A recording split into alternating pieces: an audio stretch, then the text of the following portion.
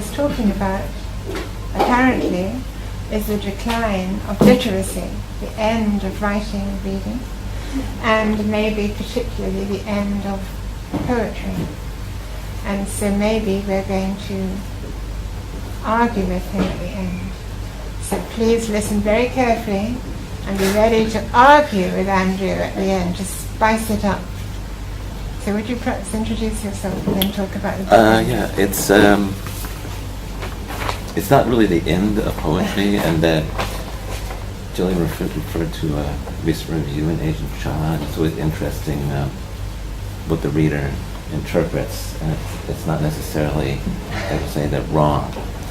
But really, more directly, it's about literary failure, the idea of literary failure. So it's approached by poetry being a marginalized art form, or an art genre that doesn't sell very well, or is not, doesn't have a lot of popular acclaim.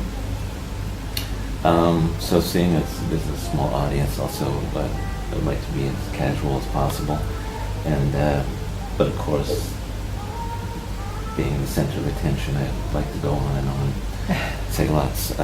So I'll just briefly say, I've been in Hong Kong 10 years. I'm not sure where I'm from anymore, which is an okay position to be in. I teach at the Hong Kong Art School, a class called Digital Imaging. And I've always been a visual artist and curator, but I've always been interested in the intersection of text, writing, and images. So one summer I was working on someone else's book, editing someone else's book, and I was away from my computer. And so now everyone always goes, "Where's your studio?" And I just go, "It's right here on my computer. The studio's the digital imaging."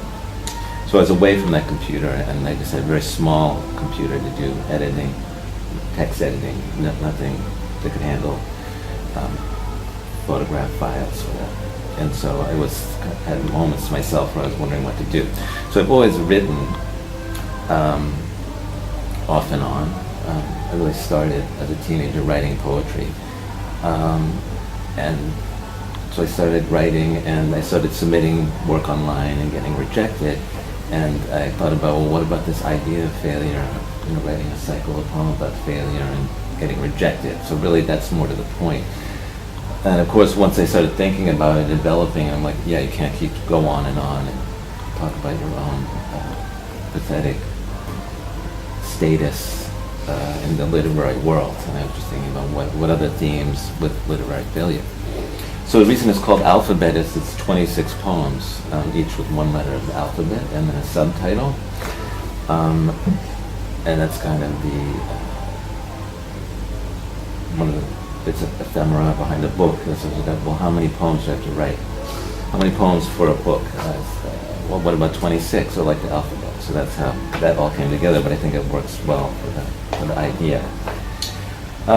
So yeah, I expanded that idea of failure. It's all the things like rejection, ambition, egotism, but also illiteracy. People who are illiterate can't express themselves through writing. Erasure, books that have been disappeared throughout history, and destruction, just simple destruction of books. So yes, the status of poetry is like, I think everyone writes poetry, and it's that form where it's a snippet. You use snippets so you can be walking along just as Jillian, something occurs to you, and we all have enough wherewithal to express ourselves that way, just a little bit, a little thought, right? It's this form that's available to all of us, and I think that's one reason why it's kind of denigrated.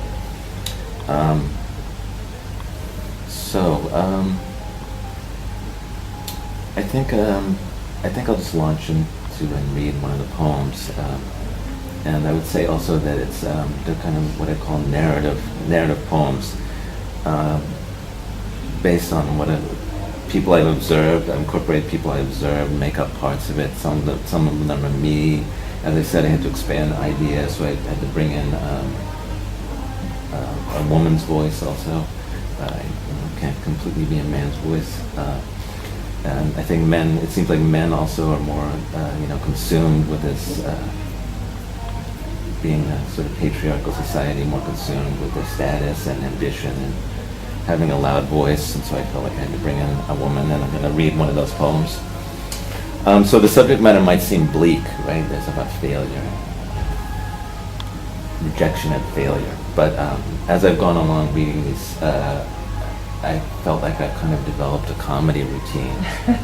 And so we did an event at the Fringe, and two people came up to me and said I really wanted to burst out laughing, but there was something about me or my delivery or the venue where they felt like this was a poetry reading. I can't laugh out loud. They came up and went, that was hilarious. I wanted to burst out laughing. And I've had that, I've been like that my whole life. Very, flat, dry sense of humor. And I insert it without even knowing I'm doing it. And it's good and bad, because it's a kind of sarcasm that can not be friendly, but it's also, humor is also a kind of survival tool. So exactly, if you're being rejected, it helps to, humor always helps. Right? So I think what I'm going to do is read some poems, and then I'll give some explanation behind it. So that's all the background I'm going to give to myself, but I had prepared more about the status of poetry if we want to discuss that later. Mm-hmm. So the first poem I'm going to read is the last poem, Z. So as you see, it's like that, A through Z, with a subtitle. Mm-hmm. And this one is called Kill the Poets, which is,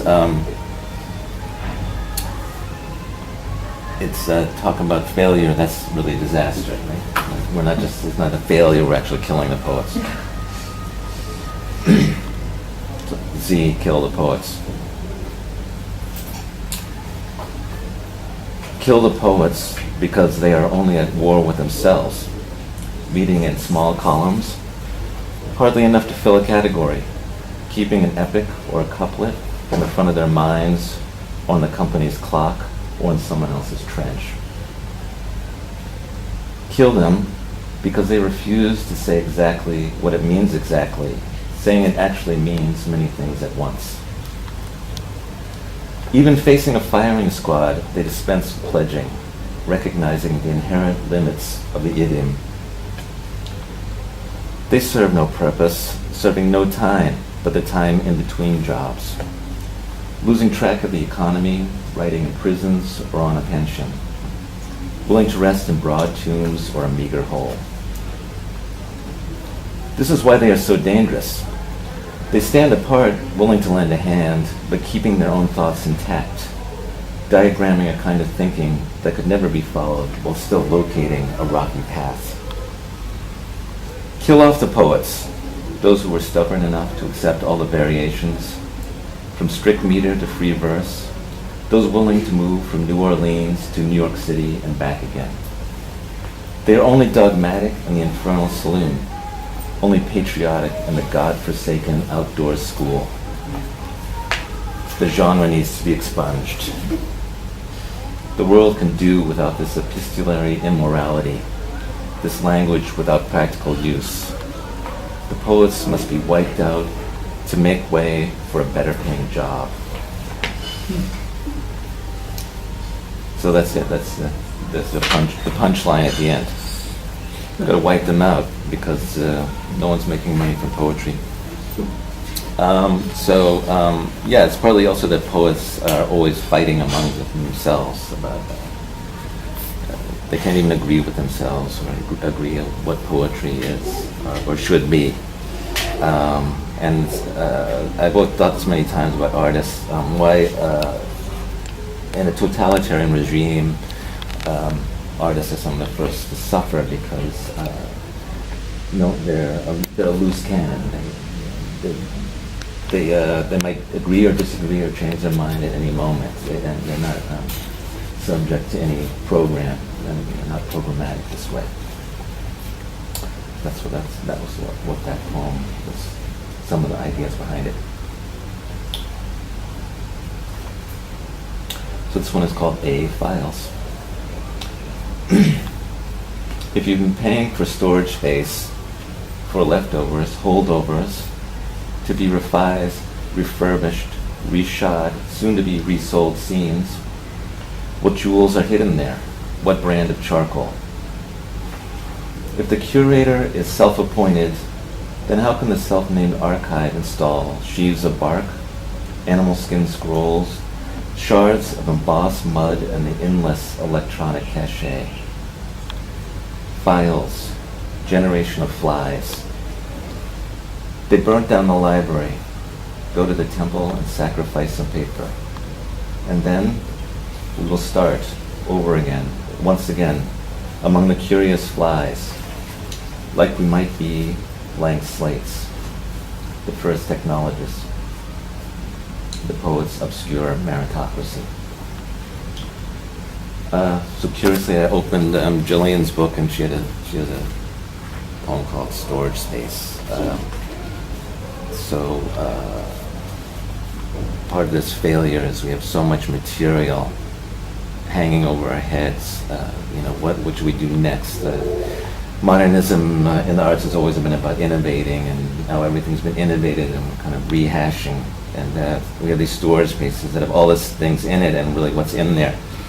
And there might be a jewel, or exactly it's a piece of charcoal, and then a diamond is actually made by compressing charcoal.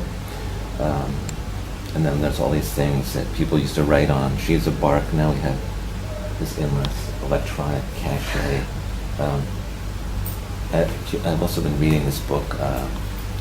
It's called Waste, and it's about trash. It's a really long essay about waste and trash, and he goes into this how much material we have, like sitting here on the computer, things that we'll never get around to reading, or articles we're writing. So that's all that. And then poets of obscure meritocracy again. Why are we doing this, or how do we gauge value, or say what's good and what's not good? So the last poem will be X marks the spot. And so, as I said, I feel I have to bury my voice there sometimes. Can't be all about pathetic people. As I said, sometimes men are the most, pathetic in their ambitions. And so this is from a woman's point of view. It's a woman speaking, and she's illiterate. And I'm writing in kind of a dialect or accent. As you can see, I'm dropping the G, which is in America kind of it's more of a southern accent where you drop the G, like nothing is nothing. So I kind of slip into that accent when I'm reading this poem. It's called X Marks the Spot. Nothing has to happen for there to be our story. Words coming out of our mouths, telling things. The sound of happening, so to speak. The times we went somewhere and settled down, and those that along the way fell off. Those speeches are like water in a river. Unreported twigs rushing by while that big old log, some tree that got named, backing it up. None of us never knew no ciphers, though we surely spoke, made noise, wrangled over events, memories in and out of order, phrases remembered and then reversed. We could speak, that's for sure. So the letter writer wrote it down, a halfpenny per word. But what did you want to say? What was worth the telling? There was a story, and then there was space. That horse just standing still like time was froze, slow as stars in the sky. Some of us didn't know the words to a few songs, a whole baleful of lives, and living packed into a few tunes, a few choruses, a handful of lyrics floating on the ether. That there was surely us, me and him. On the other side of the figuring was a hard and fast notary, pointing to a dotted line telling me to sign with my one letter. X marks the spot. I took his word for what it was worth and put the penny in the purse. We all knew the count, if not the type, that small type above my X. That's all for now, Ma. Your daughter standing on the corner of this here far-flung town, under the awning and on the planks, next to this here letter writer. He's scratching and marking like a fever, a map of germs, like the grip from another planet. Thank you very much. Thank you.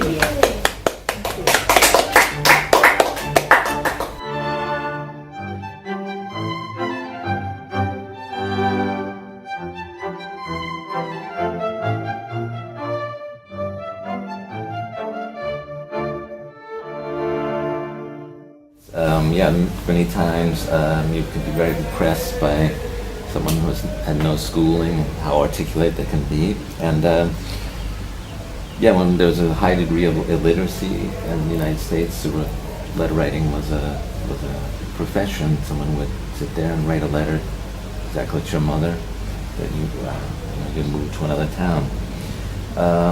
And so this idea of, well, what does she have to say? And so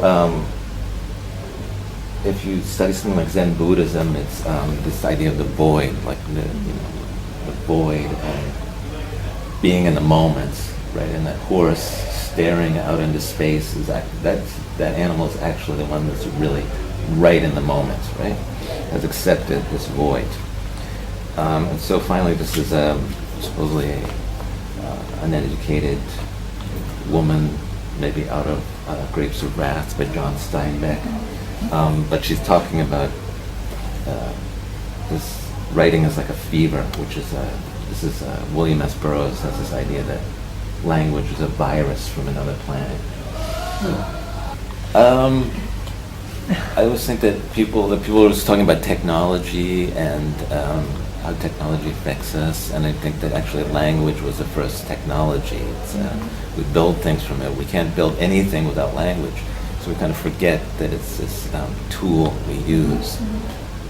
I think as a writer, like people ask me if I've written about Hong Kong. Yes, I've written some things about Hong Kong, but as a writer, when you start writing, you really go back. So actually I think this book it's all the references are from America. They're all the references. The language, the idioms, the experiences. So I think if you've never been to America, you have to like situate that I'm from Boston. I spent most of my life there, which is a big university town. So there's lots of writing and poetry events, readings. I suppose so, but that's what I'm saying. It brings the reader always brings something, and when the reader interprets, you don't always go, wow, that didn't occur to me at all. But it's not wrong. Yeah, exactly. That's complimentary to that. It's open enough. Actually, that again, the review in Shaw, he pulled out this line. It's like dusty bug chew pulp, and he said I was referring to. I can remember beetle nut. He said I was referring to beetle nut. I was like, what? He was like, oh, that's a really good metaphor for beetle nut. I wasn't thinking about beetle nut at all. That's a common sentiment that I just can't understand poetry. But the way you said that, a phrase pops in your head, and that's what I refer to as like a snippet. Something pops in your head, and you move from there. You also can't get lost in just the rhythm of language, like just empty, whatever it is, like alliteration. It sounds nice, right? But what's the meaning behind it? But I think we all can get into things and not get into others. Right? So yeah, that sounds like yes, you're that moment with your daughter. And this phrase pops in your head. That is the way a poem starts. And it's like you don't have to. It's the feeling, right? You don't have to express. You're not going to write a novel about spending, taking care of your daughter. So that once you've written that poem and removed from that reference, that's why people might have a difficulty because it becomes more abstract. Yes. Right? But totally run away from rhyming, and. I don't know if it was Robert Frost or something. He said it's like he said free verse is like playing tennis without a net. And so some people feel like that. That's that's my background. It's a way. I was reading, the first poets that influenced me are like the beat poets, Allen Ginsberg and Gary Snyder. That's what really influenced me. It's your background also. Yeah, it's very. Once you have a book, you have to promote it, and you think, oh, I got a book, published author, and you have to get out there and hustle it. And so I went to Los Angeles, and I was really impressed by how many venues. But it was just a little bit behind the curve. I couldn't, when I was there, when they had opened, so I just was able to read at one place. And it's pretty much, open mics are really similar to French. They're always a little cliquey, a regular group of people.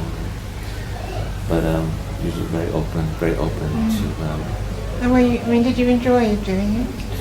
I enjoy doing it, and that said, I would like to do this more because it's this distinction between reading it on the page and then performing it, and it's really two different things. And any poet you admire, it's interesting to see. I was just saying, I was influenced by Allen Ginsberg and Gary Snyder, and Allen Ginsberg he had a harmonium, and he would play it and sing. He was very, very practiced performer. Gary Snyder, who actually came to Hong Kong, is not the best reader. He's very kind of flat, and you're surprised because he's a great poet, and he's probably had lots of experience, but this comes across as not an enthusiastic reader. Not a great performance. That's back to the idea of failure. You need to challenge yourself. But I've done readings where I was like, wow, that was terrible. But you really do need to challenge yourself,